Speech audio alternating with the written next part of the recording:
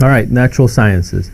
Now remember, all these different clips would only result in about 20 to 30 minute length, because what we're doing is we're working on the time critical manner, right?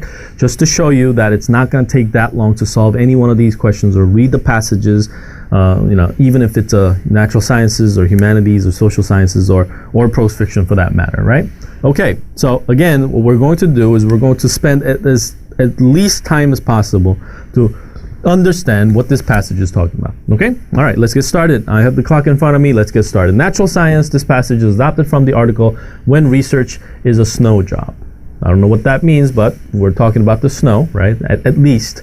And then go to the figure is beyond comprehension. Every year, this much, it explains to us it's 1 septillion snowflakes fall worldwide. Then, the more complex those conditions are, the more elaborate the crystals. So I guess we're talking about the snow formation, right? 1 septillion snowflakes fall every year, right, worldwide. And then it says the more complex those conditions are, the more elaborate the snowflakes or the crystals, right? The Kenneth Liebrecht is a physicist at California Institute of Technology. Well, we don't have to read that, so we're talking about this person, right? And then snow crystals are individual crystals, usually in an hexagonal form, while snowflakes are collections of 2 or more snow crystals, right? So we're talking about the difference between snow crystals and snowflakes. Currently, Liebrecht is trying to crack the problem of why the crystal facets growth varies with temperatures, right? Temperature. So temperature definitely. So temperature affects the growth of crystal facets, right? And then the next, by manipulating the temperature and humidity within an incubation chamber and by adding an electric current or various gases at times, Liebrecht creates designer snowflakes in his lab, right? So you can do this by altering the temperature and humidity. William Worgan, a retired ARS researcher biologist, and a colleague, Eric Erb, were using scanning electron microscopy to look at biological problems related to agriculture. So I guess these two people use scanning electron microscopy to look at the biological problems relating to agriculture. One day it happened to be snowing, says Worgan, and we were looking for a specimen. We imagined some snowflakes and were very surprised to see what we did, right? So that's the idea. So they were looking into the specimens. Worgan called another ARS colleague, hydrologist Albert Rango, to see if the snow crystals magnifications had any application for his research, right? So Rango was a hydrologist, so he magnified a picture of the snowflakes would somehow help the other person's research. And before employing the scanning electron microscopy results, the forecasted amounts of the snow-packed water were inaccurate whenever the size and the shape of the snow crystals varied much from the norm, right? So the water content, or at least the what do we call it? The snowpack water, right? Levels or amounts of snowpack water was inaccurate because of the different crystal shape or different, different shapes or different sizes. And then currently forecasts using the model are about 90% accurate. Rango is also looking ahead at climate change predictions. We'll read following the estimates that have been made about what will happen in 2100. Things are definitely warming up. And then it says, not only does the crystal researchers help gauge snowmelt, it is also useful in predicting avalanches, designing artificial snow, and perhaps in the near future examining air pollutions and so on. That's it, right? So it took us just now about 2.5 minutes, right? 2.5 minutes, or a little longer than that, because I was explaining what it all meant. But if you were to register that right into your head and read the lines, right, it shouldn't take you that long. Remember that, right? So we've read all of it. At least we've read the necessary parts of it, and now we know if you connect the words, right, if you connect the ideas together, it kind of gives you the idea that some people are studying snow, and snow can form in a different manner by manipulating temperature and humidity, and that does have, or the different size of the snow, or different formation of these snowflakes or crystals have a very much of an impact in agriculture and different areas of the world. And now the snowflake research can also be used in figuring out the global warming and what's going to happen in 100 years. And it also can help in designing artificial snows, and it also helps with predicting the avalanches, and also the air pollutions as well, right? That's the idea. Now let's move on to the passage right away. Questions right away. 31, it can reasonably be inferred from the passage that the information about the scientific study of snow is presented primarily to do what, right? Is it to emphasize the importance of communication? Is it explain how crystal facets influence the snowpack? Or is it showcase the varied use of the scanning electron microscope, demonstrate some of the practical application of the study of snow crystals? Definitely this, right? Some of the practical, because like, for example, agriculture, its effects on agriculture, its effects on like avalanches, its effects on actual creation of the artificial snows, and so on and on and on. So at a practical level, that's what we're doing, understanding the snow crystals or snow flakes at least, right? So the answer has to be D. Simple as that, right? It should take you like 30 seconds. 32. According to the passage, the use of scanning electron microscopy can save money by how? What? Saving money, now we haven't read that. We know that some person, right, some person named whatever, I don't remember the name exactly, but that person has used scanning electron microscopy to take a picture of a snow crystal, right? So it can save money by what? So let's take a look at it in a very logical sense. Encouraging scientists to make estimates of water requirements far into the future, allowing forecasters to predict more accurately the quantity of water in the snowpack, helping agricultural researchers to identify biological problems, or increasing the water supply for Colorado, Montana, Utah, and Wyoming by 75%. The answer, of course, is this, right? Why is that? Because it can only save money because it can predict better, right? It can predict accurately the quantity of water in snowpack. That's the only answer. Now, this is too detailed of an answer, because it does appear in the passage, but it doesn't mean water supply can be upped, right? Not really. Helping agricultural research identify biological problems, not really. By electron microscope, not really, right? The only thing that, so let's just check the answer if you're not so sure of that, right?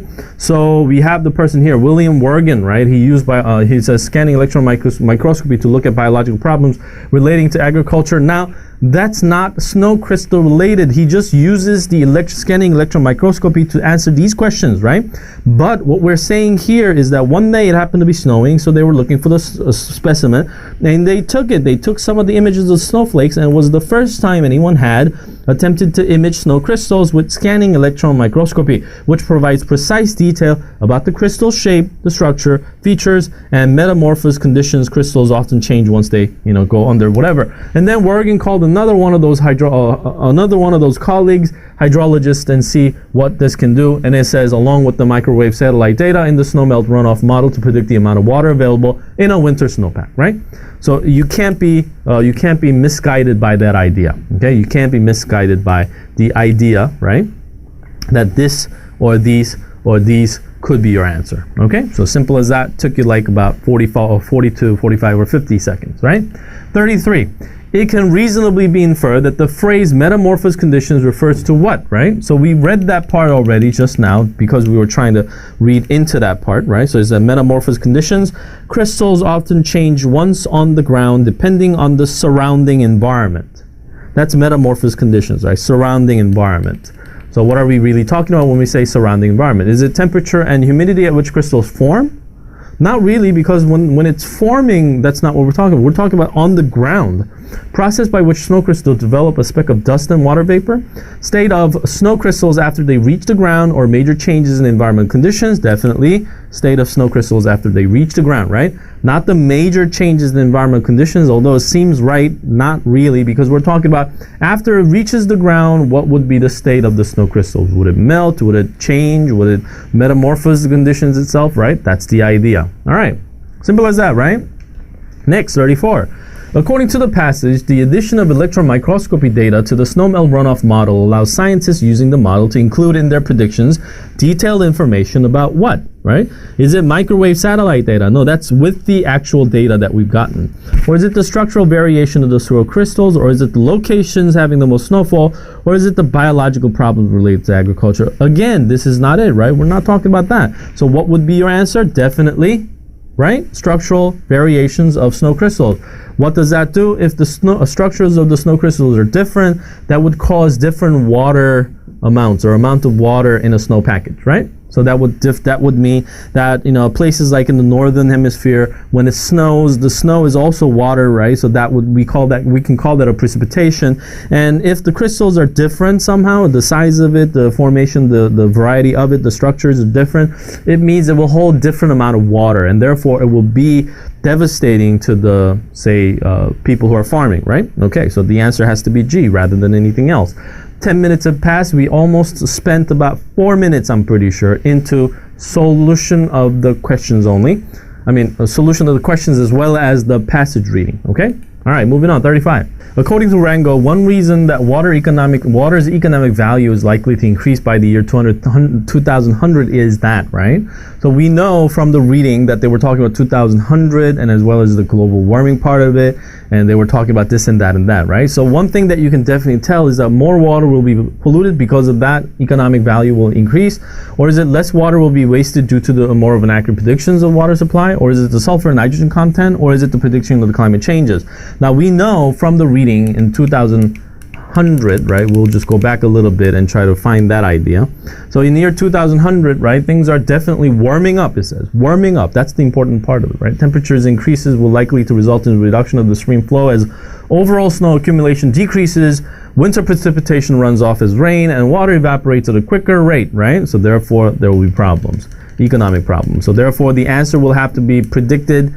Climate changes will reduce overall snow accumulation, right? Climate change is meaning global warming, right? That's the idea, nothing else. It's not that the water will be more polluted, or is that the less water will be wasted, or it's not the sulfur or the pollution itself. It's just that the global warming will evaporate all the snow, right? And snow would evaporate slower than water, and water gets evaporated real fast, and the water gets evaporated, and you will have less water on the surface of the earth rather than on the atmosphere, right? Okay, moving on to the next.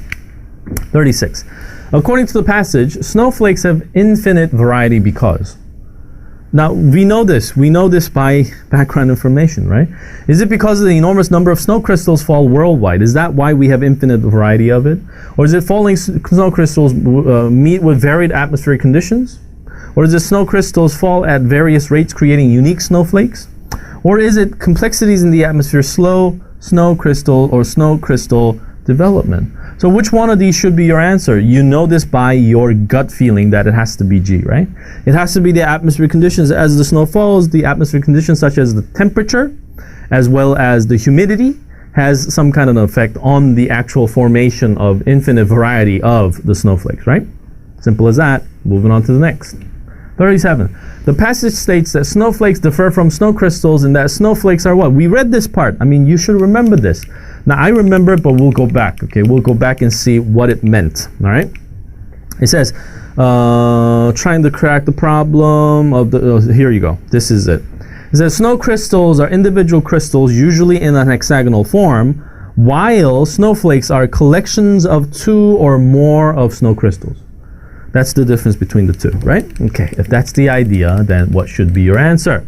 So, is it grown around the nucleus of dust? Or is it combined to form snow crystals? Or is it grow in relations to top and bottom facets, or are composed of more than one crystals, right? Snowflakes and whatever. So the answer, of course, is composed of more than one, right? You've seen that. Snow crystal is one crystal, and then snowflakes are crystals, two or three or more of them bound together, creating snowflakes, right? Okay, you get the idea, yes? All right, moving on.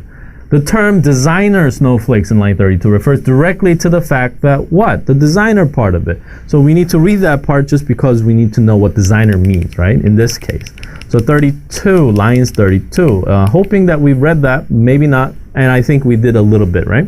So then by adding an electric current or various gases at times, Liberect creates designer snowflakes in his lab. So manipulating the temperature and humidity, you can create your own snowflakes, right? Designer snowflakes.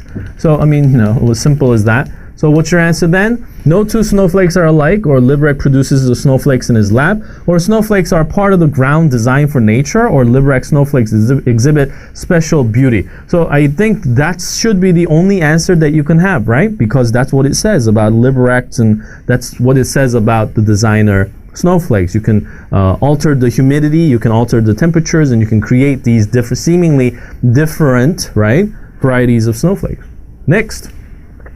As it is used in line 59, the word critical most nearly means what? So this is a vocabulary question. Now this rarely comes up, but anyways, critical most nearly means what? So critical means evaluative, or is it fault finding, or is it vital, or is it acute, right? So if you can't really get the idea there, right? I mean, some of the words could mean the same. So let's go to 59 and try to find this. So line 59, it gives you this idea here. For western states such as Colorado, Montana, Utah, and Wyoming, about 75% of the annual water supply comes from the snowmelt. Now, snowmelt water is critical to crop irrigation and hydroelectric power. It's critical to crop irrigation. So if that's the idea, or that's the meaning of the word critical, what are we saying then, right? Are we saying it's an evaluative, or is it a fault finding, or is it a vital, or is it an acute, right? It has to be vital. All right, definitely. And last question, number 40. The passage states that research about snow crystals has helped scientists to do all of the following except for this, right? We've read this. You remember this, right? Okay, I'm hoping that you remember this. Gauge snowmelt, definitely. Design artificial snowflakes, definitely. Predict avalanches, definitely. That's something that you read, if you remember your reading. Extract pollutants from the snow. This was something that was not there. Yes, you can measure the pollution of the air, or pollution in that sense, but not really extract pollutants from the snow. Therefore, the answer will be F, right? This have taken us, in the video time, takes us 17 minutes, or almost 18 minutes. Now, that doesn't mean we've spent 17 minutes in solving these questions, because I had to reassure you, right? We had to go back to the passages to make sure that we had the right answer. Now, all those time besides, right, excluded, we probably have spent about 8.5 minutes to 9 minutes to solve this question. Remember that. We only spent that much. And remember how we did not even have to read the details of the passage, what this person did, what that person did, right? It's not that, right? It's your connection, or connecting the dot ability to come up with the answers to these questions, all right? Now, I'm hoping that you can feel something, or I'm hoping that you can get something throughout these exercises, right? Time criticalness would be very important, right? Time critically speaking, you only have about 8.5 minutes to solve each and every passage. That's 4 passages. They'll result into 34 minutes of your time, and then you have 1 minute to look over entirely of what you did wrong or what you did right. Okay, you can just cross-check your answers. So that's the time criticalness, and we were able to achieve that. If you saw what we did, right? All we had to do was to read minimally on the passages and read minimally on the questions itself, and going back to, so referring minimally back to the passages, right? As much as possible, when you read that passage, remember those topic sentences and try to draw connections between the paragraphs and understand it generally what the passage is talking about, right? That's very important. And the questions themselves are not too difficult, right? Although, yes, this is a practice. I mean, the next meeting or the next lecture, I'll be bringing in different mock tests, and they will be more difficult than the ones that we're doing right now. And although it's more difficult, you should be able to use or employ the same technique. The same technique, people, the same technique in order for you to solve this in a timely fashion, all right? Now, what we did was today an orderly fashion, right? From the prose fiction to the social science to the humanities to the natural sciences. You don't have to do that. You can go back and forth in between different passages, and you can come up with your own sort of a structure, so sort of an order, right?